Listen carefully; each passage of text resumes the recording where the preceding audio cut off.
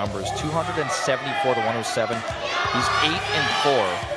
And he is 5-0 versus Zerg. He has not dropped a single map to Zerg players. We were talking about this yesterday, actually. Was there another player who was 5-0 against a certain race?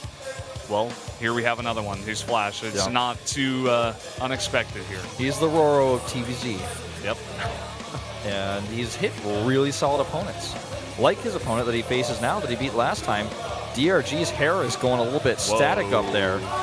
That's pretty crazy. He's got a tower building on top of the middle of his head, but look at his stats. He is 3-6 so far. Not the greatest record.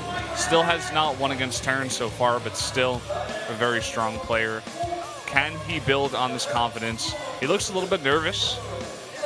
It's hard not to be, man, facing FlaSh. But he did defeat Sulky in the ace match before. This is another high-pressure situation. He seems to be stabilizing a little bit. He used to always choke in high-pressure situations.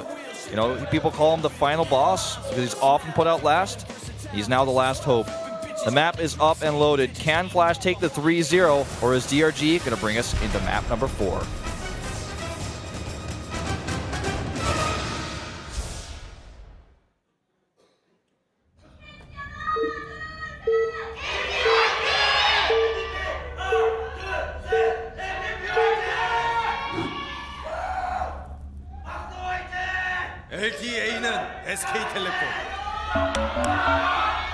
Down here in the bottom right, in the red for KT Rolster, the God Terran player, it is FlaSh. And his opponent to the top right in the teal, representing MVP, the final boss, it's DongRaeGu. And I have to say, the cheers we're starting to get in Pro League are actually getting louder. I thought it was not possible. But as more and more people start to come down to the studio and the guy that leads the cheers gets more and more enthusiastic, it just keeps on getting crazier. You know, yesterday the crowd cheered so loudly that I thought actually my headset levels were too high. I was like, no, like, I think my headset's like set up too high with the crowd mics, but no. The crowd is just getting insanely hyped. Now, these two players actually are at a 2-2 record with each other in Heart of the Swarm. Not to be said of Pro League, but in Heart of the Swarm, they are tied. We'll see if DRG can take this win here today to get revenge for what happened last time they faced each other. Yeah.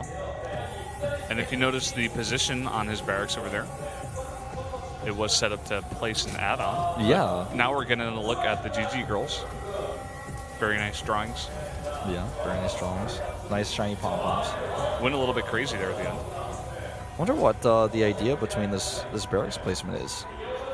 We have a hatch first for DRG and also greedy drone follow-up. You know, this is a 4-player map, and FlaSh is not really the type to 2 barracks procs. We see it every now and then, but usually not on a map like this for sure.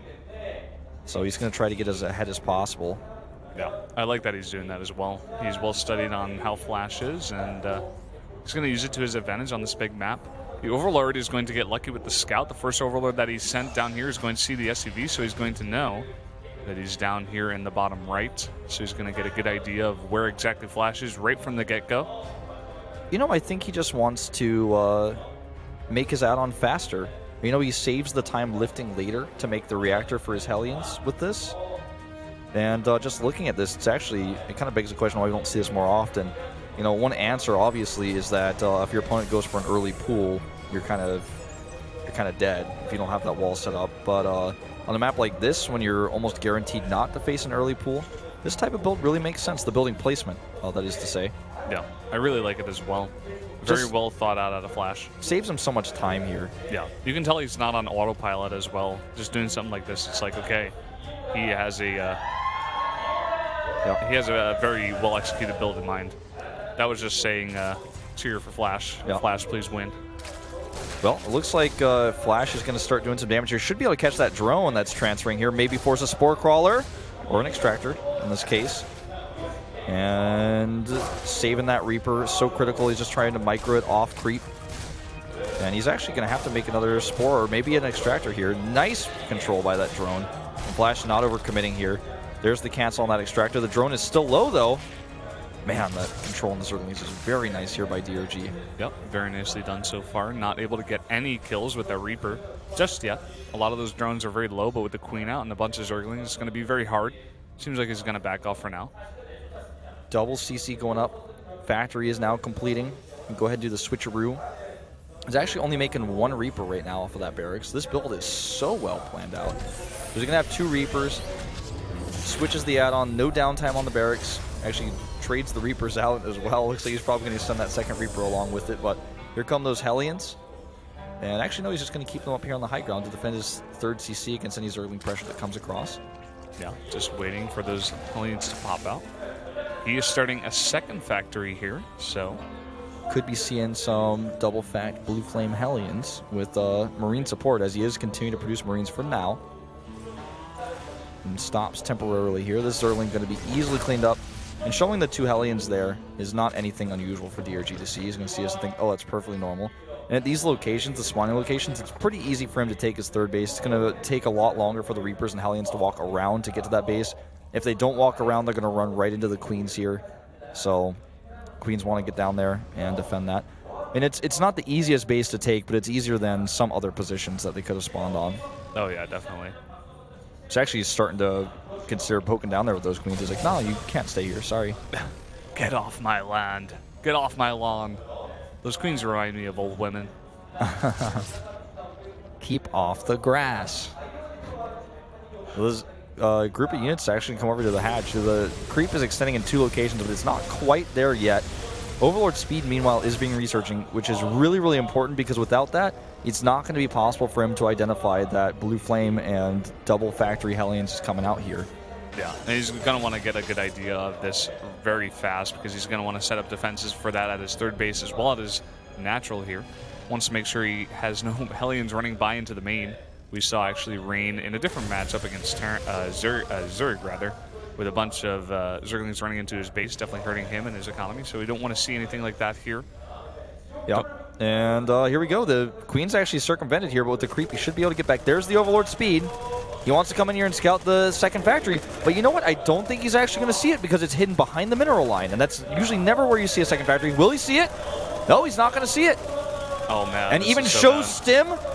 And he's going to cancel that perhaps once the Overlord gets killed. It depends on what sort of composition he wants to go late game with here. Well, the Roach Warren is already added. He's starting to figure out what's going on. And the Overlord actually escapes. No cancel on Stim, so he is going to do a bio follow-up to this. Double E-base being added now as well. This Hellion army is so scary, but I think DRG's kind of got his number on this. He's got enough units set up at home. He's got a tight wall here. Yeah, DRG's ready for this. You know, it's just a game sense thing here. He didn't see the factory per se, but he saw the units, and now he's going to see, and he's going to know for sure. Right when the Hellions are coming in, actually, he has to focus on this. He has a ton of Queens now, but so many Hellions and so much AoE damage. Yeah, how much damage can he actually get done here? Good transfusion so far, and here come the Zerglings. FlaSh is going to have to kite away, and kite he does. So many drones going to go down here at the 3rd base, but that's not really the main drone location for him right now. But still, the AoE on these Queens is starting to take its toll. He's only got 1 more transfuse left. Now the Queens are starting to fall, and without any roaches on the map, he's going to have a big problem here with these Hellions as the Zerglings start to fall. Ton of Zerglings fall, and only Zerglings on the way as well. And so many of these Hellions doing so much damage already. Drones transferring, actually, he's got to be careful of that. And all of these drones going to go down. More Hellions on the way. And finally, Roaches on the production tab, as well as Aspire. DRG queued up so many drones. So if you look at the worker count, he's still way ahead. But it's a lot of larvae spent. And now he's kind of desperately trying to get roaches out. But FlaSh is not going mech, as DRG may be expecting here. He's actually going into a bio composition to follow this up. Now he's killed so much larva here as well with these Hellions, because the Blue Flame will kill that so fast. He's going to kill another Queen. And the follow-up is the scariest part, because roaches against a heavy bio composition with 1-1 upgrade stim and medevacs is not going to be what you want, especially with all the larvae lost here to make those drones, plus the Queens that he lost, which makes it harder for him to hit injects. He's even losing roaches to Hellions right now. He just has so much on the ground. He has so many Hellions, and with the AoE, it's just so much damage here. Fighting against so many Queens. Another Queen almost went down there as well. Could almost even fight against these roaches if they do bunch up, but he's just going to run away for now. Like you said, it's the follow-up, though, that's going to come across, +1/+1, and he's already done so much damage. He has 3 CCs, so many mules. He has the economy to back it up. FlaSh in a very strong position right now. So what does DRG have? Well, he has 1-1 upgrades already. he has a Spire, which is going to help him ward off these Hellions. And if he's lucky, if he can get across the map quickly enough, which at vertical spawns here is possible, maybe he can slow down FlaSh's timing enough with these Mutalisks to slow him, get his Baneling Nest up. There's the Baneling Nest morphing right now, and prepare for this timing. He's making a macro hatch, which is going to make it a little bit easier for him to get the larva he needs to defend this, but FlaSh is not stopping with his powering up right now. He's adding so many barracks. He's adding, he's got a second factory here. He's not even using it just now, but he could start to add a few siege tanks into his composition. Combat shield's nearly done. The concussive shells upgrade is nearly done. See how much damage these Mutalisks can get done over here. There's one turret already set up, mostly Marauders though for the defense. Yep, and Marauders cannot shoot up, so they're going to have a hard time. This one turret here is going to ward off only 6 Mutalisks just so far. Or 7, it looks like. Yeah, 7 in total, that first wave. And he's just trying to find any angle where you can catch some of these bioforces. The Hellions that are in the mix is going to make it so easy to deal with Zerglings, as long as he micros them well. Banelings are really what he wants. Hellbats are now being added into the composition as well to help out with this. FlaSh is not skimping on anything, making bunkers even right now to make sure the Mutalisks and Zergling run-bys are not going to be a big threat to him. Yeah, FlaSh knows he's in a good spot. He just has to keep playing well. And he's going right away with this +2/+2 right afterwards. These Mutalisks, though, if they can continue to get a little bit of poke damage here, just take out some of these SCVs, some of the supply depots possibly, as the number goes up, he could try to chip his way back into this game. Ooh, Hellions on the high ground get spotted here by DRG. Great map awareness. He's got an Overlord to spot for this, and he reacts immediately. Nice defense there. Could have lost a lot of drones to those Hellions. Yeah, he's even sending some of the Mutalisks over there to try to deal with this as well. Sends it back for now, though. Here we go, Brendan. This is the timing. This is where he's moving out with. He's got 1-1. DRG's 2-2 looks like it has finished, but still, this is such a great Bioforce. Nice catch on these Hellions, keeping the Mutalisks up front. Some scans going down here to reveal those tumors to make this push a little bit easier to execute, to eliminate so much of that vision. Baneling speed almost done. DRG certainly can hold this, but it's not going to be easy. No, he's got to get it down. He's got to hit with those Banelings on a lot of those Marines. Is he going to go for it? It looks like he's going to roll in now. The Baneling speed finishes, and he comes in and he gets a bunch of the Hellions in the back. Decent splitting out of FlaSh, but a lot of Zerg here. He's going to hold it back for now, and Medivacs on the run. This is a great position for DRG now, eliminating those Medivacs, shutting that push down hard. Knows exactly what the follow-up was going to be to those Hellions. Didn't make any mistakes with his macro. Made those macro hatches. Had plenty enough larva to actually hold on here. He holds the base even, and that is almost unheard of. So he holds the base and eliminates so much of FlaSh's army. Takes away his momentum. He has the upgrade lead for a little bit longer. Even starts a +2 for his Mutas. FlaSh isn't going to stop the aggression, and eventually he may be able to knock that hatchery down. But this is a good start here for DRG. He's trying to get a few more Banelings added into the mix now. He's adding just a few more drones. That's how confident he is here right now. But FlaSh is not slowing down anytime soon. Even going for a Roach run-by here is DongRaeGu. Wants to pick off some of those reinforcements. Here comes DongRaeGu, though, coming in with a bunch of the Banelings again, getting decent hits, but a lot of the Marines in the back. The Thor gets picked off, and a ton of Mutalisks in the air, doing a lot of damage. Oh, wow, these slow Roaches over here, not what FlaSh expected to see either. He's losing way too much at home. His reinforcements are being killed here.